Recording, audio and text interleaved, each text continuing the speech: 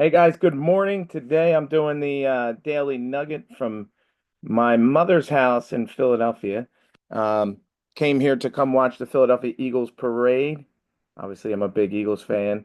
Um, and then it did a little snow yesterday, so I had to shovel some snow, so I missed the daily nugget. I apologize. Um, but that being said, today I was just going to talk about Philadelphia in general as a market and maybe a little bit about Philadelphia. Yeah, I'll stick to Philadelphia. I'll do Pittsburgh on a different one. But I was thinking Pennsylvania in general. But um, so Philadelphia, first off, I was born and raised here, and I bought my first properties, obviously, here. Um, and the market has, I mean, this is like 30 years ago now, but I mean, the market's completely um, gone up. Philadelphia used to be Philadelphia. Um, and it's a really good market now. It's really strong. A matter of fact, it got so strong over the years that I had to go to other markets, which is what I tell people all the time. I know when I'm talking about out of state investing, people are like, well, I want to buy close to home. I want to be able to go look at the property.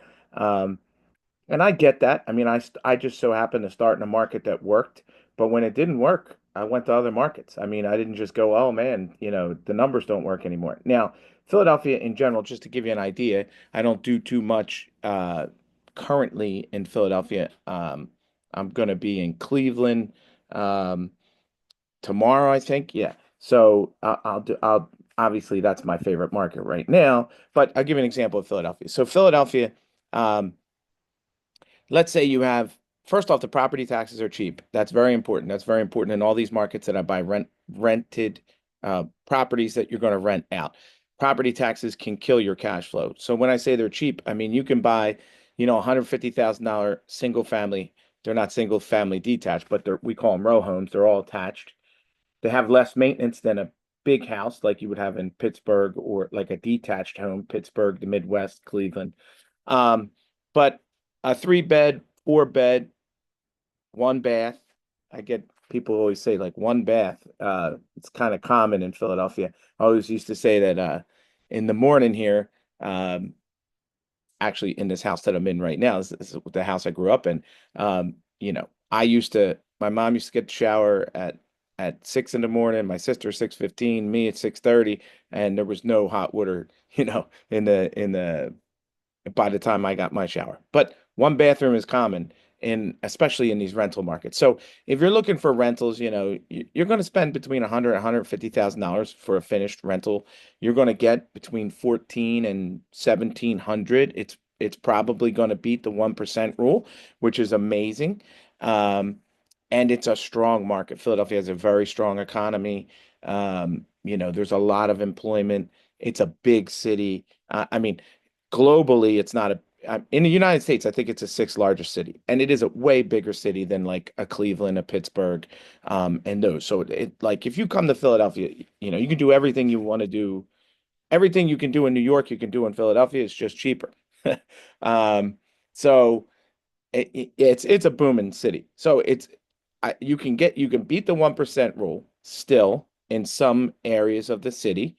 It used to have a lot of like what you would call D neighborhoods, but there's very few of them now. It's a very strong market. Um, so if you're interested in buying in a big city and a strong market, let me know. I could definitely hook you up with a lot of people. Um, if you're interested in wholesaling property, they changed the law last year that you have to have a real estate license, and they made it a little trickier to wholesale in Pennsylvania in general. So I wouldn't say it's the best place to wholesale now. I'm sure that people are working their ways around it, and you can always buy and sell. But in that respect, I don't think it's great. On the rental properties, it's a great, strong market. You'll never have a hard time renting a house. Um, so that's that. Now, in the high end market, the high end market has gotten hit by interest rates, and they must have built, I'm not kidding. I think they built like 24,000 new units that came online last year. So I have some higher end houses that, you know, are not renting. Um, so you could still flip here. You got to buy at the right numbers because the numbers have come down in the higher end. It has very nice. I mean, it's got like people for you can commute to New York in 1 hour with the train here. So it's got a great long-term future. I mean, I haven't sold Philadelphia in years, years, years, but it really is. It's in the middle of New York and DC. It's the rents are cheaper than Baltimore. Um, the prices are cheaper than New York and DC. It has everything that New York has. I mean, a matter of fact, if there are when I was living here, um, more and more New Yorkers were moving here and just commuting. So it's got a great long-term future. So I think if you want to beat the 1% rule, you want to be in not a super small market, and you want really good appreciation. I can tell you that houses now, like when I'm saying $150,000 house, I'm not kidding. I could have bought that house in 2010. Obviously, that was after the recession for finished $25,000, you know. So in the last 15 years, you got a 600% return on these houses. I think it will just continue to go up. I mean, there's markets that even 10 years ago, I was buying $60,000 houses that are now $200,000 houses. It's a great appreciation and cash flow market.